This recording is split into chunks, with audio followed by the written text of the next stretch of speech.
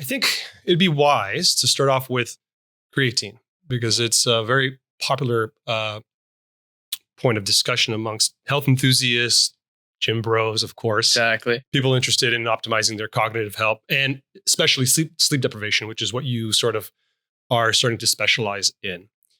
What is creatine?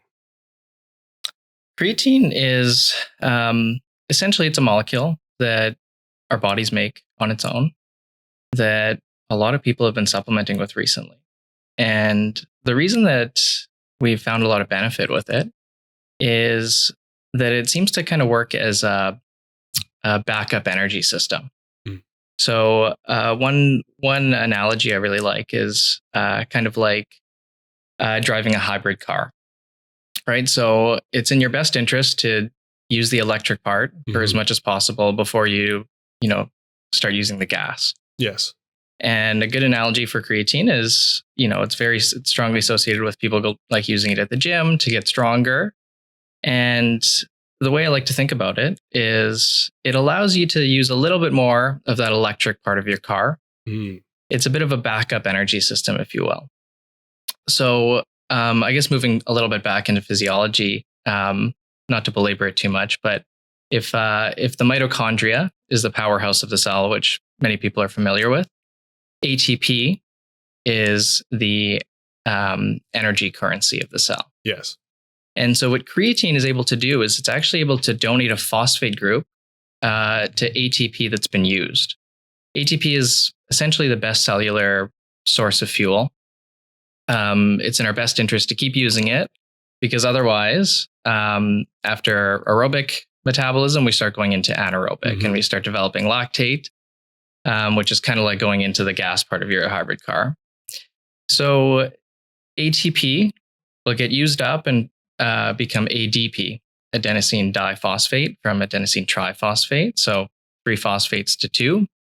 And creatine's able to rapidly donate a phosphate group to that ADP. To regenerate the ATP. Your store of ATP. Exactly. Right. So where that becomes helpful is at the gym, it allows people to squeeze out probably one extra rep.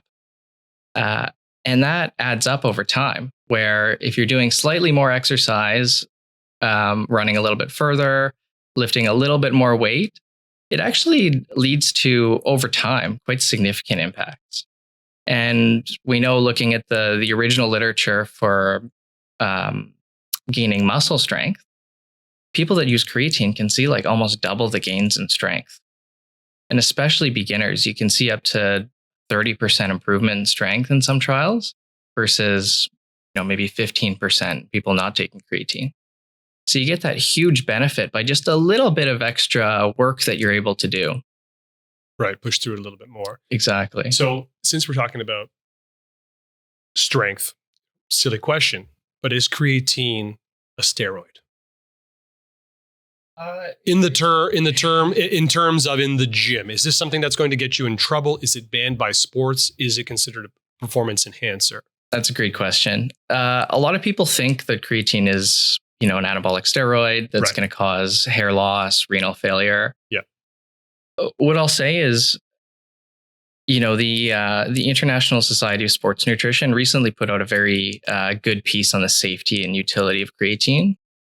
And they looked at all the studies, and people were taking up to 30 grams of creatine for years, and there were no significant adverse effects reported. We have recent trials showing that it doesn't seem to be causing hair loss, so people can be a bit at ease about that. It's, as far as I'm aware, not banned by any societies. And one concern is kidney impact, because in day-to-day medicine, when a doctor wants to check someone's kidney function, how well they're working, we look at a molecule called creatinine, which is a breakdown of muscle products. And sometimes when, really big bodybuilders come in and get lab work done, their creatinine is very high. Right. And people might look at that and think these people are in renal failure. But it's actually just they have significant muscle mass. Right. And have been supplementing most likely with creatine. Exactly. So sometimes creatine can fictitiously increase that creatinine. I would say that it's generally very safe and well tolerated. If you have kidney disease, I would certainly talk to your kidney doctor before taking creatine. Yeah. But by and far, it's very well studied and it's been very well tolerated. And personally, I feel very comfortable taking up to 10 grams a day. Okay. Well, speaking of which, it probably would be Let's do it. Hypocritical if we didn't. We're going to talk about the help yourself, the cognitive benefits and the benefits in terms of sleep deprivation. So obviously, we're not at the gym right now. Exactly. And people do report having some significant positive effects, which we'll talk about there. You're putting that in water. Yeah. I'm putting mine in coffee. Is there hot coffee and cold water? Is there any reason why you should not put it in hot coffee? That's a good question. I've looked into that before. I didn't find anything compelling to tell me that hot coffee is going to break down your creatine. I think water's, it's generally like the most studied way, but it's probably fine to have in coffee. There was a bit of concern about creatine and caffeine, like caffeine interfering with the absorption of it. Interesting. I think that only happens with very high doses. So with a coffee or you're drinking a morning coffee, cheers. Delicious. Love it. I would have no concerns with taking caffeine with creatine. And I guess we should, little caveat. What we are consuming here is creatine monohydrate. These guys are not a sponsor, but these guys are great. You can get them at Costco, and it's very cheap. This is the exact same one I use. Wonderful. I just get the cheapest one you can find. The cheapest one you can find, as long as it's pure, and most of them are. It's a great brand, Lean Fit. Creatine monohydrate. You can also find and purchase creatine hydrochloride, HCl. But by far, creatine monohydrate is the one that most people supplement with. So you mentioned earlier that the human body does make creatine, about 1.5 grams a day. Outside of the body, you can find it in mostly meats at pretty low quantities. We're talking about 0.45 grams per 100 grams of chicken, beef, fish, that sort of thing. How much creatine do you need? That's a good question. Let's say as an omnivore. We can talk about vegetarians in a second. That's a good question. I would say it depends what you want from it. When we look at some studies of dietary creatine, there does seem to be some correlation between higher dietary creatine and potentially lower incidence of cognitive disease. Generally, the maintenance dose that's recommended is 5 grams of supplemental a day if you want to improve muscle strength, improve brain function. Which is what we just had. Exactly, 5 grams. Recently, there's been some data that suggests that for the brain, a higher dose is actually better. Yes. The one study I think most people look at, I think it was young women, and they gave them 2 grams of creatine, 4 grams, and 10 grams. And then they quantified how much it increased brain creatine levels. Right. So 2 and 4 grams increased creatine in the frontal lobe by about, I want to say 4 to 5%. But 10 grams was almost double that. It was about 9% increase. Right. So there's a dose, not dependency, but there's an effect. Yeah. Exactly. Compound effect. Yeah. Exactly. So given that, a lot of people have started recommending 10 grams for improved cognition. That's what I've been taking in the context of a lot of sleep deprivation with my residency, for example. I think there's a lot of interesting trials coming out. We're going to get a much better sense of how much creatine you really should be taking for maximum cognitive or physical benefits. So in order to hit those quantities, 5, 10, 15, 20 grams of creatine, that's a lot of meat to be consuming. Yeah. Right. So if we're considering 0.45 grams per 100 grams of chicken, you're talking about 10,000 grams of chicken to get about 4.5 grams. So quite a bit. So supplementing is probably a good way to go. Now, what about, vegetarians, vegans, they have a tough time with protein. They can get that from other sources, plant protein, tofu, beans, that sort of thing. But creatine is tough. If you were a vegetarian, would you be supplementing with creatine? Definitely. Yeah. Yeah. Again, the evidence base, to be fair, is not fantastic. I think it'd be great to randomize vegans, vegetarians, give them high doses of creatine and measure all sorts of physical and cognitive function. There's a little bit of data that vegetarians do actually get some cognitive benefit from adding creatine. Again, it's one of those things where it's about risk and benefit to me. There are a few things that seem to have as impressive an evidence base for at least improving muscle strength and now more recently improving cognition with very minimal side effects. Some people get a bit nauseous, notice some bloating initially, so I'd certainly start low and titrate up. But if I were a vegetarian or vegan, this isn't medical advice. Certainly talk to your doctor if you have medical issues, but in otherwise healthy people, I think it'd be quite reasonable to supplement 5 grams a day. Now, we opened by talking about ATP, mitochondria as being the powerhouse of the cell, which is what I think every biology student hears, and that's how they know the mitochondria.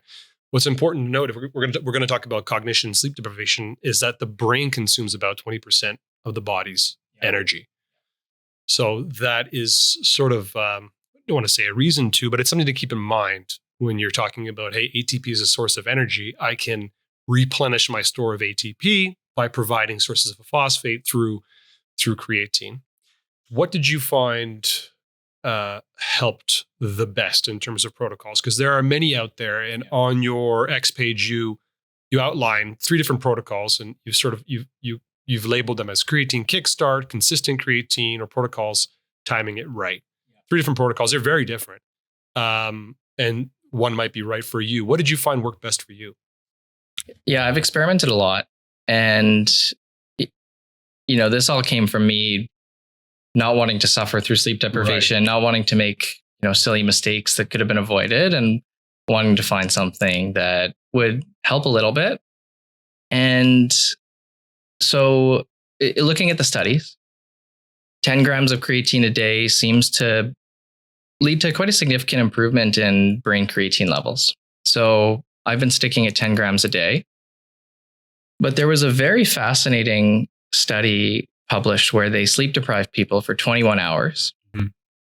And they gave them, let's say, a bolus of creatine, a quite massive dose. I think it was 0.35 grams per kilogram. Yes, I believe we'll put that up on the screen right now.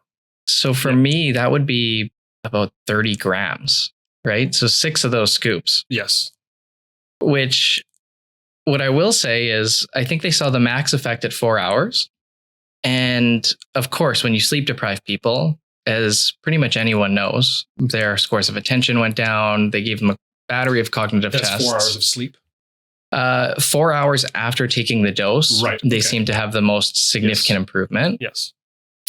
But there was still improvement at 21 hours. So they performed more poorly on all these cognitive tests. They gave them this massive dose of creatine that wasn't really studied before.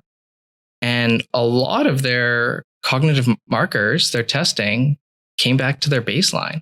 In some cases, it actually even improved, even after being sleep deprived for 21 hours. So I experimented with that, of course. I still haven't, I've thought a bit about it. If I'm taking 10 grams a day, presumably I have a good saturation or store of creatine. Right. So I don't take 30 grams the night before. I'll take 10 grams every day, and then I'll take maybe 5 to 10 more that night that I'm, not sleeping. Right. You mentioned saturation, which is sort of the thing that, pardon the term, the gym bros used to talk about is loading, right? Yeah. Is to get to a certain saturation of creatine in your system. You load with large amounts for a couple of days, but the point is, the research shows that you'll eventually get there, whether you're doing that with a large bolus in a short period of time or smaller over a longer period of time. Eventually, you'll get there. So if you are concerned with these higher numbers, you'll get there eventually. Now, I guess, this brings up the question, when should you take it? Does it matter when you take it throughout the day in terms of the 24-hour clock? Or that's one question. The other question would be, when should you take it in context of the work that you're doing or when the sleep deprivation is happening? So what would be the optimal time to take it? Based on that one study, if you want to time it right, Yes. you should, you could take the dose probably right before your shift starts. Pragmatically, what I would say is, in medicine, it's very hard for people to remember to take their medications. Sure. I even forget to take my creatine, some days. Yes. So I think what's most important is just doing something that works for you. Right. A morning ritual, Right. You get your coffee, I have Right. my creatine at the same time. Sometimes I forget to take it in the morning, but very rarely now that I kind of have established a routine. And then at least if I forget to bring my creatine to work, I've still had my morning dose. Right. So I would say the most important thing is just finding a routine that works for you. Is there anybody who should not be taking creatine? I would say that if you have pre-existing medical conditions, kidney disease, definitely check with your doctor first. But for people relatively healthy without any medical issues, it's probably going to be very safe and well tolerated. Now, this might seem bizarre to some people, but is it safe for children to take? That's a good question. I know that there has been a lot of work into that recently, and looking into that question. I don't, to be honest, I don't feel qualified to comment on that. Yeah, that's fair. I haven't done a very deep dive for kids. I probably wouldn't at this point, but I'd have to do a bit more of a deep dive in the literature. And I usually, I'm an adult medicine doctor. I try to stay away from anything kid related. World altogether. Yeah. Well, fair enough. Do you need to cycle creatine? Do you need to come off creatine at any point, or is it something you can take for the rest of your life? That's a really good question. That was the classic gym teaching. Right. The thought was give your body a bit of a rest. And then when you cycle back on, you time an exercise program to get the most benefit. Right.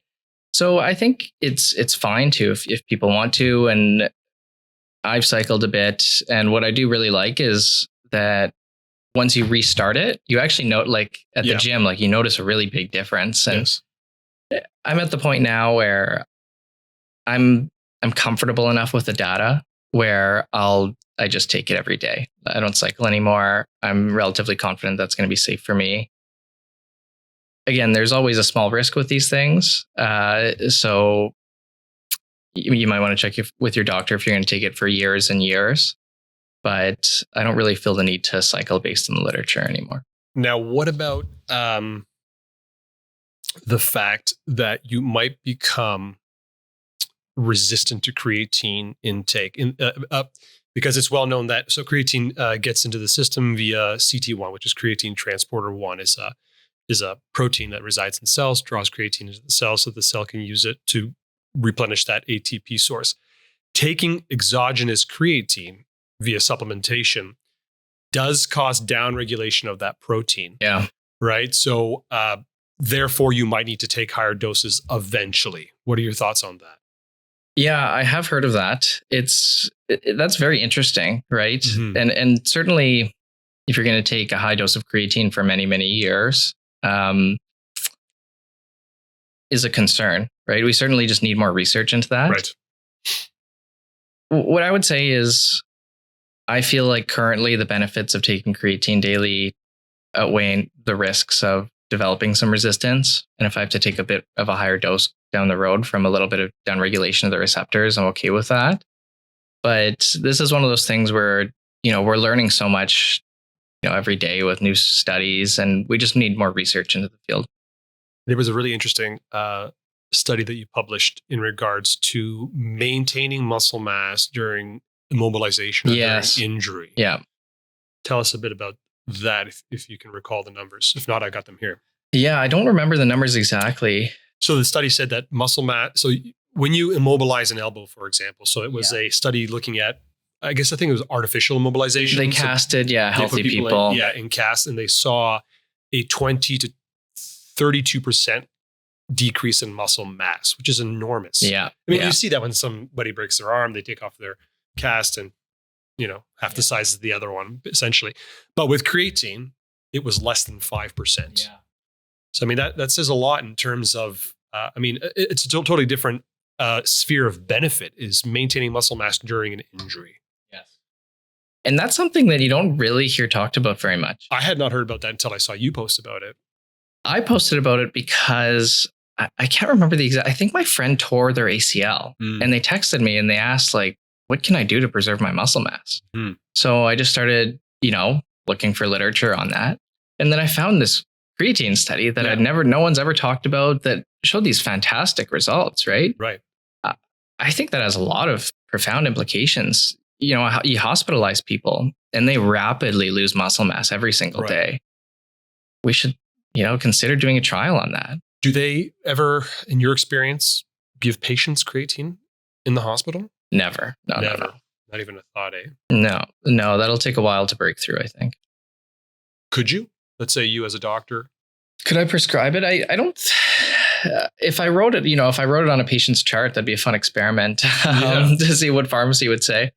I think the issue is pharmacy doesn't stock it. Right. So I guess, let's say I were hospitalized for, tearing my ACL, or I was going to be there for a while. I would probably just bring in my own. Right. But there is one study, they gave creatine to patients with advanced lung disease during rehabilitation. Interesting. And they did show a significant improvement in several markers, I think quality of life and how far they were able to walk. So there is some evidence there. And again, risk versus benefit, pretty relatively harmless compared to a lot of the drugs we give on a regular basis. So I would consider recommending it to older people with deconditioning. If I were in the hospital, I would want to keep taking it.